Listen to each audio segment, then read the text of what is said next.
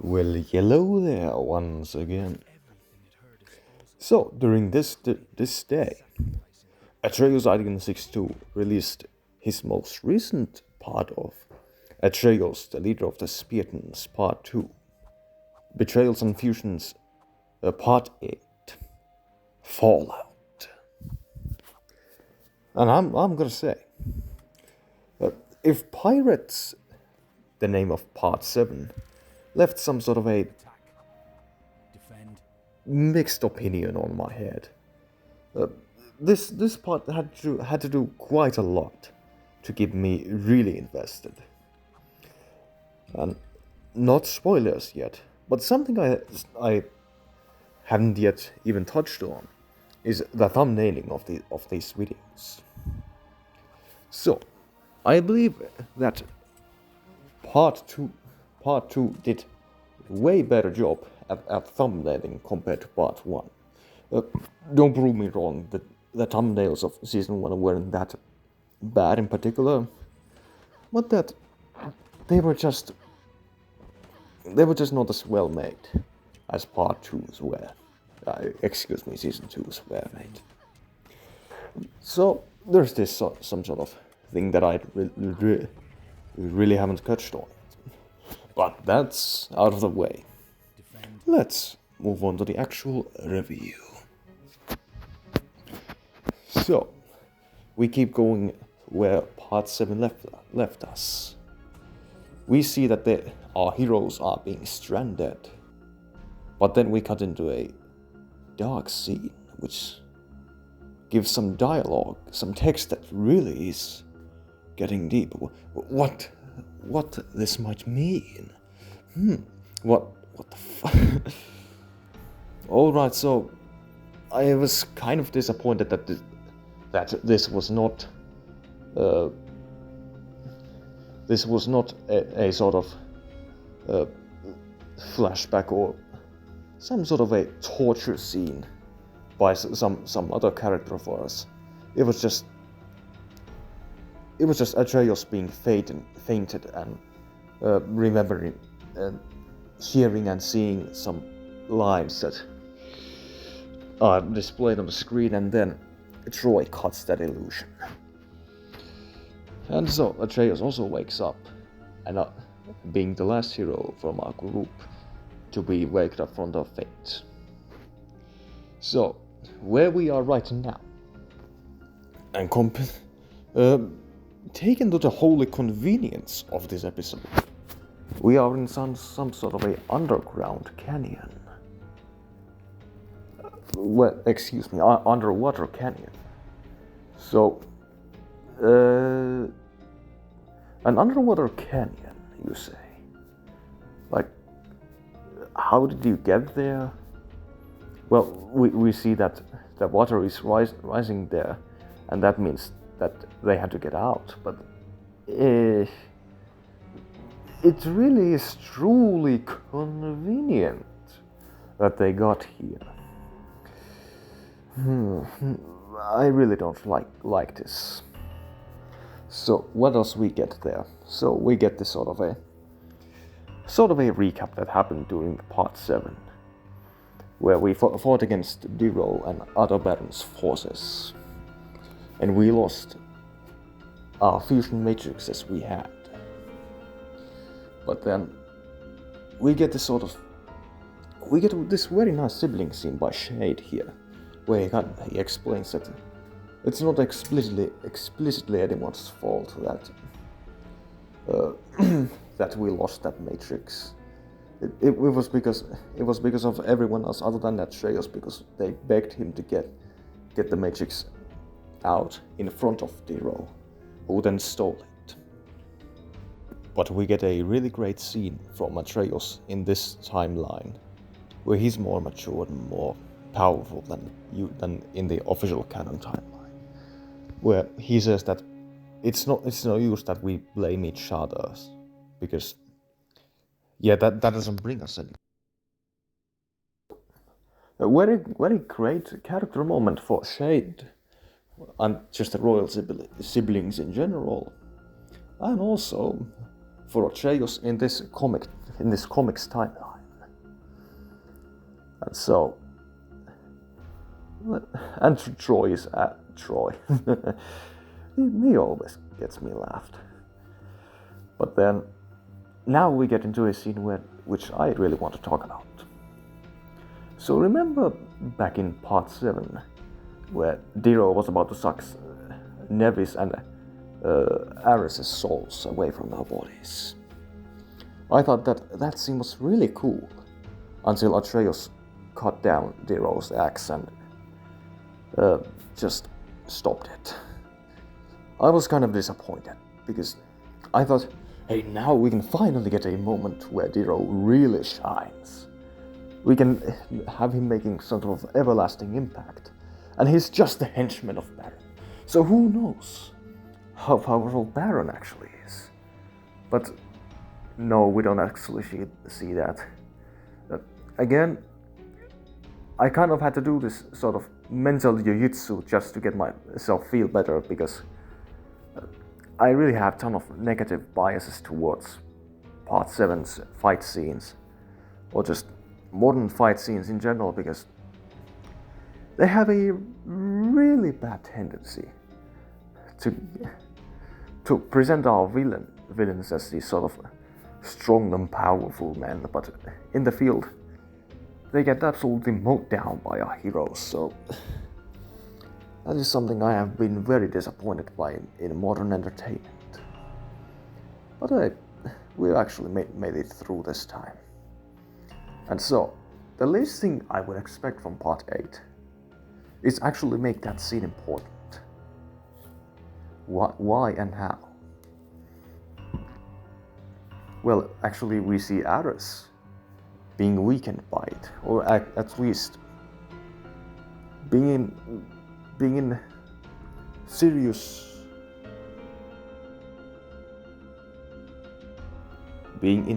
pain of it. And so Nevi is, but Nevi doesn't really show it. And Ares really shown to be shaken by all of that almost happened to him. Even the strongest of Juggernauts have their own weaknesses.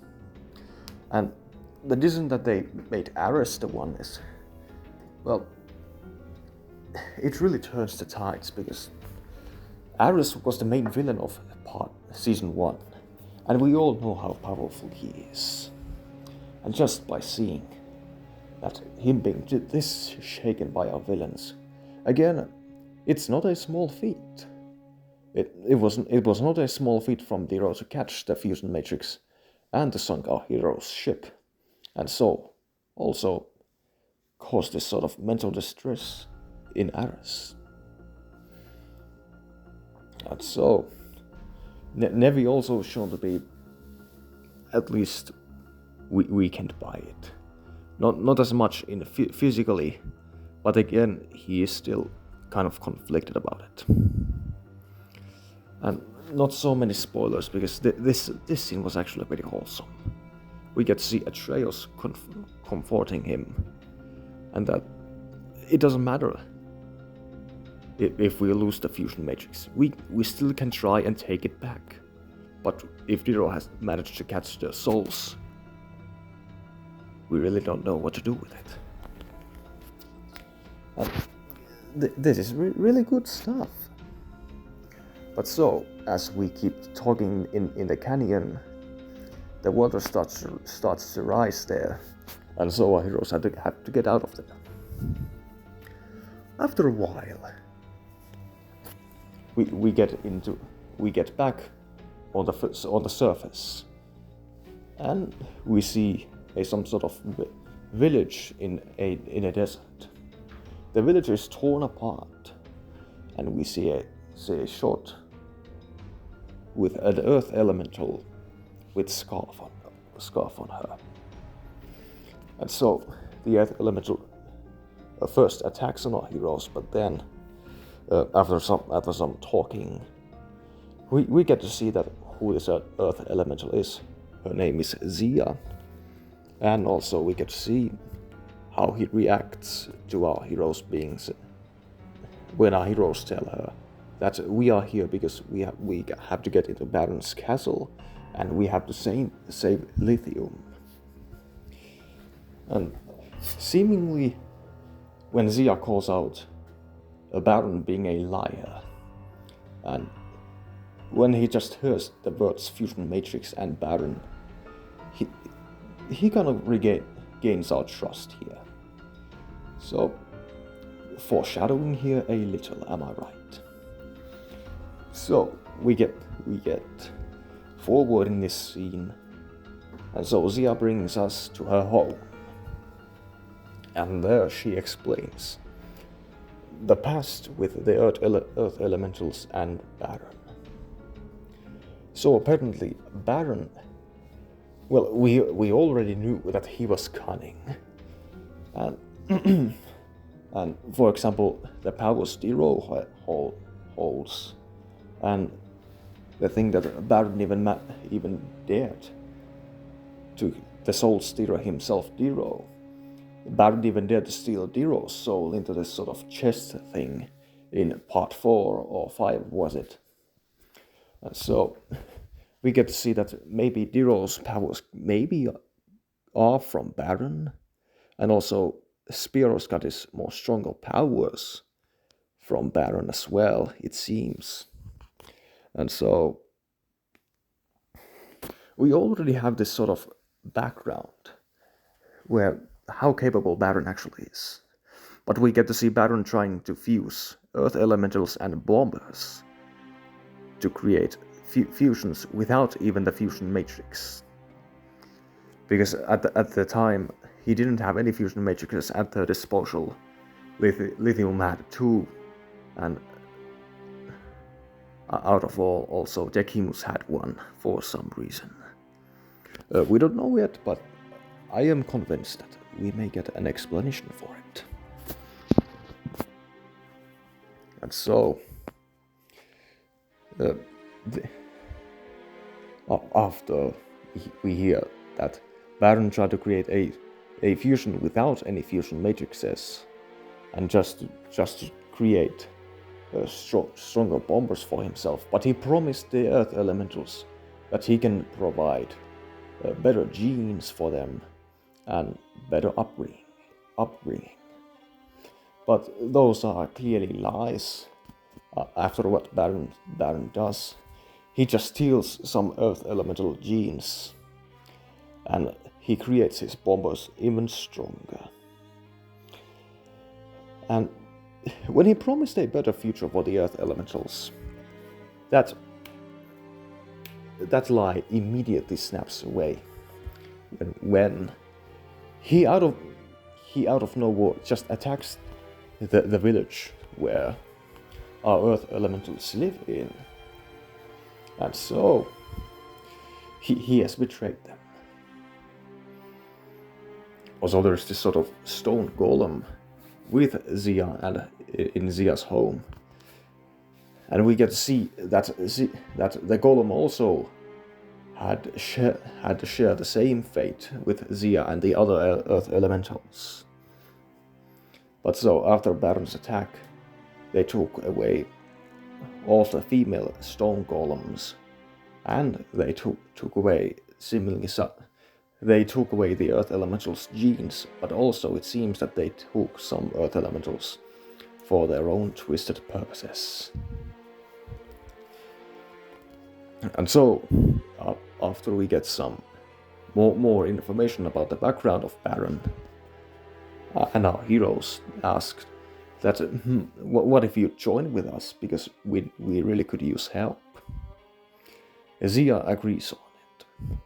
And so we have 2 new allies, Zia and the stone golems. And that was about part 8. Or that at least I thought it would be, because we get some sort of a post-credit scene where Eclipsers are being attacked. And we see the leader of the Eclipsers, this sort of alpha Eclipser with 4 wings and multiple arms and with bigger eyes. So his forces and Baron's forces fight for a while, but then they lose. Then we see a giant mercenary appear on the scene and take down the leader of the Eclipsers. So Baron offers a treaty that the Eclipsers should join the Baron's forces, because he knows that it's better for them. In reality, it might be just better for Baron. We don't know yet what he will do with them. And so we get to see only the silhouette of this mercenary. But for the record, I'm gonna say I believe the mercenary is Xenophon because they have the same swords. But that's all I've got for part 8. Aside from the beginning of convenience there, and I really want that opening shot to be more than just a joke. This episode still does so much correct, and the writing here is strong once again, and especially because it really course corrects a lot of the things that I criticized from part 7, for example, and it expands upon very briefly how we see things turn out. So, verdict for this episode: 10 out of 10. That's all for now. Bye.